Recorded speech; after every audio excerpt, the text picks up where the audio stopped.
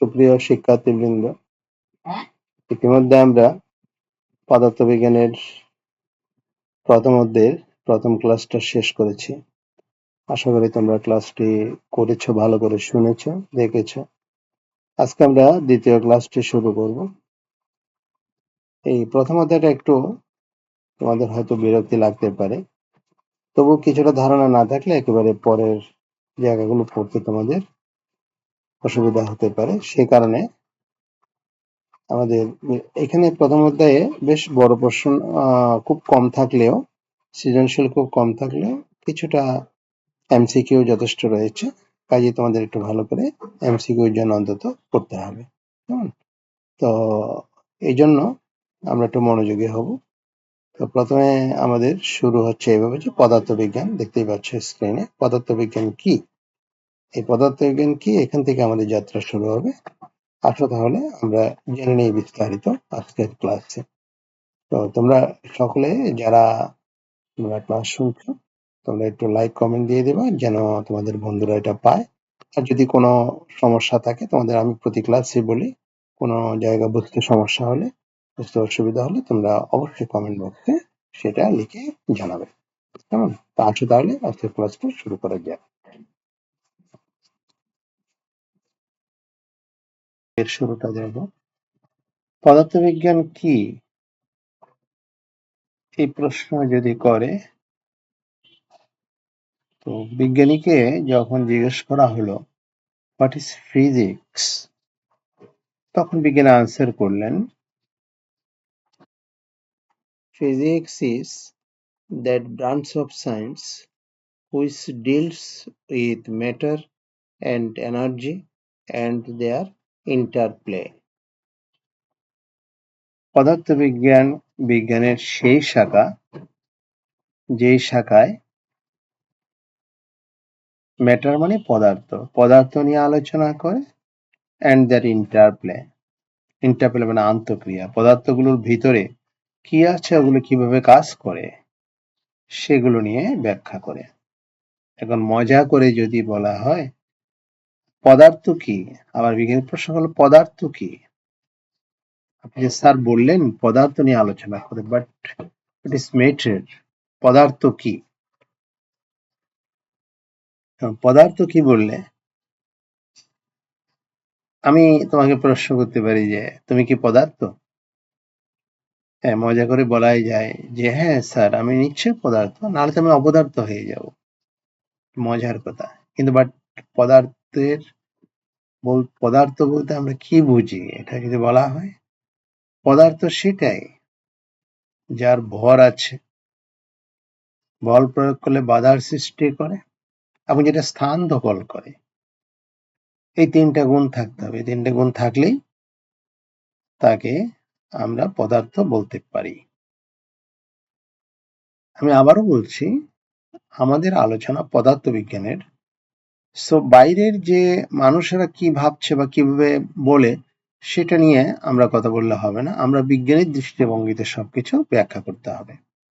তাহলে পদার্থ কি বললে, পদার্থ সেটাই, কি কি আছে তিনটা গুণের মধ্যে কি কি আমরা একটু মনে করি। এক নম্বরে যার ভর আছে, দুই নম্বরে যেটা জায়গা দখল করে, স্থান দখল করে, তিন নম্বর হচ্ছে যেটা বল প্রয়োগ করলে বাধার সৃষ্টি করে। এগুলিকে আমরা পদার্থ বলতে পারি। হ্যাঁ, এখন এই গুণগুলো কাদের আছে আমরা যদি সেটা একটু দেখি। ধরো তোমার চারিপাশে যে বাতাস রয়েছে, বাতাসের কি গুণ আছে, বাতাসে কি ভর আছে, বাতাস কি মাপা যায়? হ্যাঁ মাপা যায়। কে দিয়ে কাকে মাপা যায়? ভর। 1 কেজি বাতাস, 50 গ্রাম বাতাস। এটা আবার কিভাবে কথা? তুমি বলতে পারো যে এরকম তো কেউ কোনোদিন বলে নাই যে এরকম কেজি এককে বাতাস। না, আমরা ওইরকম মাপি না, পরিমাপ করি না। মাপা মানে পরিমাপ করা, করি না। কিন্তু আলোচনার স্বার্থে যদি আসি, বাতাসকে যদি তুমি কোনো একটা বেলুনের মধ্যে নিয়ে, তাহলে যদি তুমি এটা ভর মাপতে চাও মাপতে পারবে, 10 গ্রাম, 20 গ্রাম, 30 গ্রাম। কিন্তু বেলুন ফুলিয়ে দিলে তো হয়। বেলুন ফুলিয়ে যদি আমরা উপরের দিকে উঠাই, দেখবো যে এটা অনেক দূরে উপরে ওঠে, আবার কিন্তু পড়ে যায় আস্তে আস্তে। পড়ে কেন? নিচের দিকে পড়ে কেন? ভর আছে তাই পড়ে। এবং এই পড়ারও আরো কারণ আছে, সেটা আমরা অন্য জায়গায় ব্যাখ্যা করব। বাতাসের ভর আছে, তুমি যখন বাতাস ঢুকালে বেলুনটা আস্তে আস্তে বড় হচ্ছে, তার মানে জায়গা দখল করে। আর বল প্রয়োগ করলে বাধার সৃষ্টি করে। তুমি বাতাসকে তুমি যদি ধাক্কা দাও, বাতাসও তোমাকে ধাক্কা দিবে। সেটা কিরকম কথা আবার? সেটা কেমন?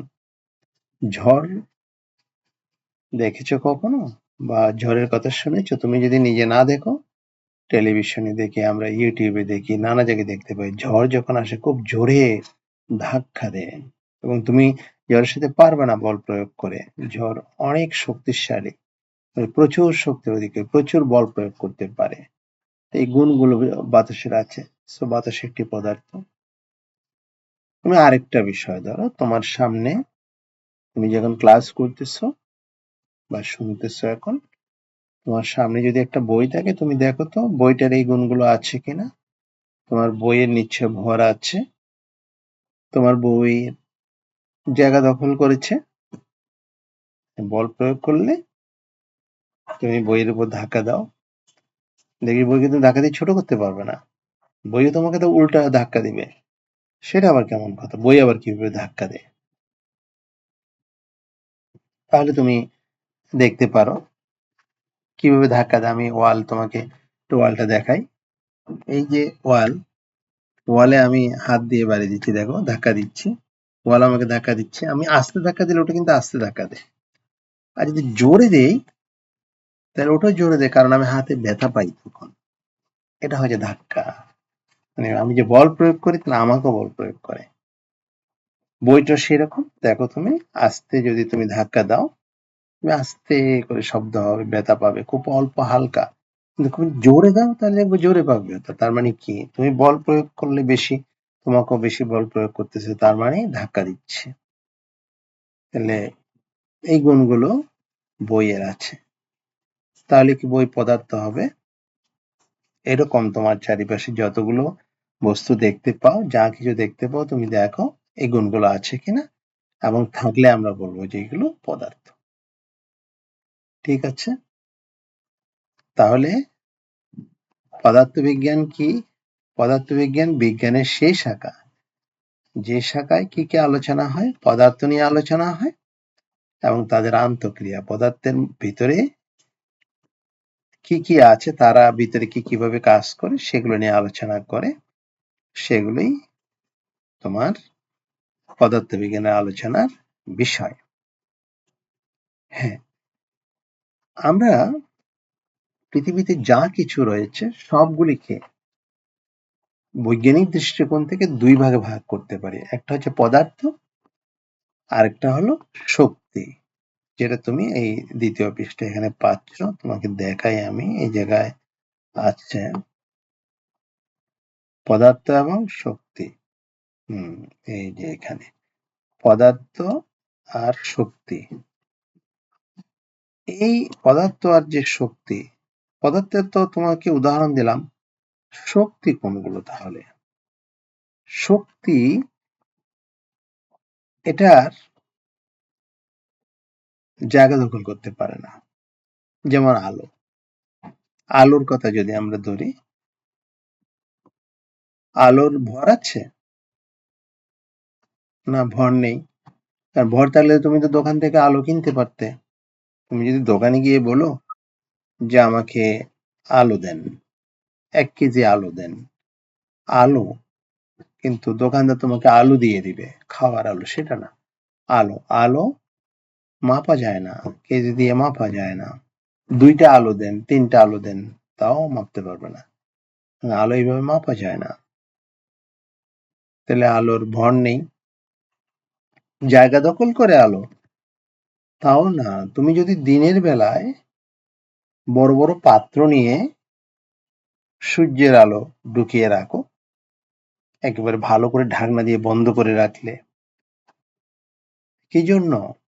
সন্ধ্যার পরে যখন আলো থাকবে না, তখন তুমি যদি মনে করো যে না, আমি তো আলো ধরে রেখেছি দিনে, সেটা আমি ঢাকনাটা খুলে দেব।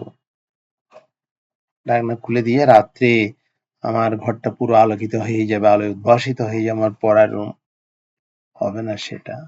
কারণ তুমি যে ঢোকাচ্ছ আলো, একটা পাত্রের মধ্যে রাখতেছো, আলো তো জায়গা দখল করে না। তুমি রাখছো, ওটা বেরিয়ে গেছে আবার, কারণ ওটা জায়গা দখল করে না। তাহলে আলোর ভরও নেই, জায়গা দখল করে না।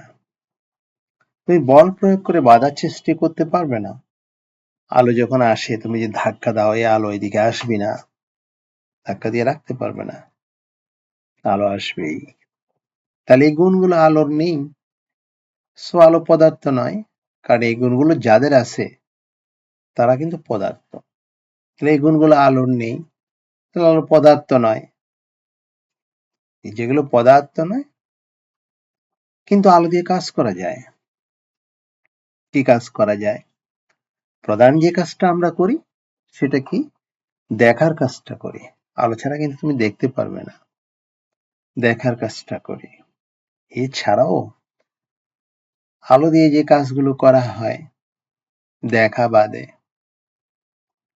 তুমি কি বলতে পারো, মনে করতে পারো দুই একটা কাজের কথা আলোর সাহায্যে আর কি কি কি দেখা ছাড়া আর কি কি কাজ করা যায়? ছবি তোলা যায়। ছবি আলো ছাড়া ভালো হয় না। অন্ধকারে অনেকে ছবি তোলে, ভূতের ছবি হবে, কিন্তু আলোর সাহায্যে আমরা ভালো করে লাইটিং করে ভালো ছবি তোলা যায়। হ্যাঁ, আলো দিয়ে ফটোকপি, দেখো না তুমি যে যে তোমার যে নোট টোট গুলো ফটোকপি করো, একটা লাইট দেখবে আসা যাওয়া করে, সেটা কিন্তু আলোর মাধ্যমে ছবিটা ট্রান্সফার করে, আলোর ছবি তোলে সেখানে। তাহলে দেখো ফটোকপি করতে আলো লাগে, তাহলে এগুলো সব কাজ করা। তাহলে আলোর সাহায্যে আমরা কাজ করতে পারি। আলো কিন্তু পদার্থ নয়, কিন্তু আলোর সাহায্যে কাজ করা যাচ্ছে। যেটা পদার্থ নয় কিন্তু কাজ করা যায়, সেটাকে আমরা শক্তি বলি। সুতরাং আলো এক প্রকারের। এবারে আসো, পরিমাপ করা যাচ্ছে না। এখন পদার্থকে যদি আমরা বিশ্লেষণ করি, ভাঙি, পদার্থের ভিতর ভাঙতে ভাঙতে ছোট ছোট টুকরা করে ফেললে এই ছোট ছোট টুকরাগুলিকে অণু, পরমাণু, তোমরা হয়তো এর আগের ক্লাসগুলিতে একটু নামগুলো শুনে আসছো, কিছুটা পড়েছো। আমরা এখানে আরো বিস্তারিত অনেক তথ্য এখানে পাবো।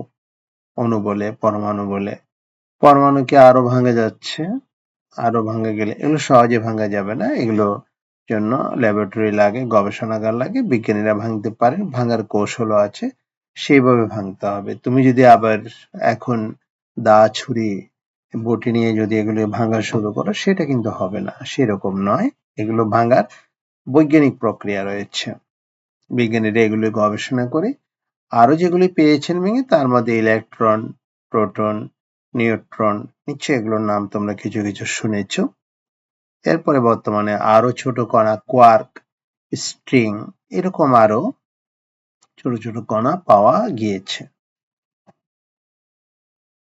আর ওগুলো নিয়ে আমাদের বিস্তারিত আলোচনা আছে, ধাপে ধাপে আমরা আলোচনা করব। আলোচনা করলে দেখবেন সহজ হয়ে যাবে। পদার্থবিজ্ঞান অনেকে কঠিন বলে, কিন্তু একটু ভালো করে বুঝে পড়লে শুরু থেকেই তুমি দেখবে তোমার কাছে মজা লাগবে। এর মধ্যে মজা আসছে, এর মধ্যে বোঝার অনেক কিছু আছে, এবং তুমি নিজে অনেক কিছু প্রবলেম সমাধান করতে পারবে, কিন্তু মনোযোগী হতে হবে। আচ্ছা, আমরা যেগুলো পদার্থ নয় সেগুলিকে আবার বললাম কি শক্তি। শক্তি আবার ভাগ করা যায়। তুমি হয়তো বলতে পারো এটা আবার কেমন কথা হলো, শক্তি আবার এটা কিভাবে ভাগ করে? হ্যাঁ, আমরা আগেই বলেছি পদার্থবিজ্ঞানের দৃষ্টিকোণ থেকে আমরা কথা বলছি। এই শক্তিগুলিকে আমরা গতিশক্তি, স্থিতিশক্তি, মাধ্যাকর্ষণ সম্পর্কে তুমি কিছুটা জেনেছো ক্লাস 8-এ। মাধ্যাকর্ষণ শক্তি আমরা এখানে বিস্তারিত আলোচনা হবে। বিদ্যুৎ শক্তি, চুম্বক শক্তি, শব্দ শক্তি, এরকম নানা রকম শক্তি রয়েছে, আলোক শক্তি, এগুলো নিয়ে আমাদের এখানে অধ্যায়ভিত্তিক আলাদা আলাদা আলোচনা হবে, এবং যখন আমরা আলোচনা করবো দেখবে অনেক সহজ বলে মনে হবে। প্রিয় শিক্ষার্থীবৃন্দ, তোমাদের অশেষ ধন্যবাদ এতক্ষণ ধরে মনোযোগ দিয়ে ক্লাস শোনার জন্য এবং বোঝার জন্য। এভাবে বুঝে বুঝে পড়লে প্রতিটা অধ্যায় আমি সূক্ষ্মভাবে বিশ্লেষণ করব। তোমাদের যে ধৈর্য থাকে, বুঝে পড়লে পদার্থবিজ্ঞান তোমাদের কাছে অত্যন্ত সহজ মনে হবে। আশা করি সামনের ক্লাস শুনবে এবং লক্ষ্য রাখবে সামনের ক্লাসটা খুব তাড়াতাড়ি রিলিজ হবে। তোমরা মনোযোগ দিয়ে শুনবে, আর যদি কিছু না বুঝো কমেন্ট বক্সে লিখে জানাবে, আর শেয়ার ও লাইক দিয়ে আমার সাথেই থাকবে এবং তোমার যেন প্রথম ক্লাস বেরোবার সাথে সাথে যেন তোমাদের কাছে পৌঁছে যায়। আজকে এখানে শেষ করছি। সকলকে নিরন্তর শুভেচ্ছা। ভালো থাকো সকলে।